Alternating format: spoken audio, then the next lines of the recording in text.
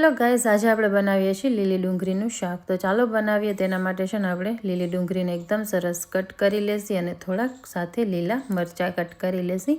હવે કરશી આપણે વઘાર. અહીંયા મેં તેલ ગરમ મૂકી દીધું છે. તેલ ગરમ થાય એટલે આપણે એમાં એડ કરી દેશી રાઈ, જીરું, હિંગ અને લીલી ડુંગળી. ડુંગળીને આપણે એડ કરી અને એકદમ સરસ મિક્સ કરી અને પાકવા દેશી. પછી આપણે એમાં એડ કરશી હળદર. ફરીથી એને આપણે થોડીક વાર માટે પાકવા દેશી. હવે એડ કરી દેશી મીઠું. અહીંયા તમે જોઈ શકો છો લસણવાળી ચટણીનું બેટર થઈ ગયું છે તૈયાર. હવે આપણે શાકમાં એડ કરી અને ફરીથી એને થોડીક વાર માટે પાકવા દેશી. હવે આપણે એડ કરી દેશી પાંદ.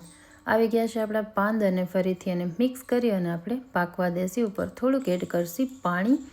તો તમે જોઈ શકો છો આપણું શાક એકદમ સરસ તૈયાર થઈ ગયું છે અને આપણે એને સર્વ કરશી રોટલા સાથે. તો કોને કોને લીલી ડુંગળીનું શાક પસંદ છે?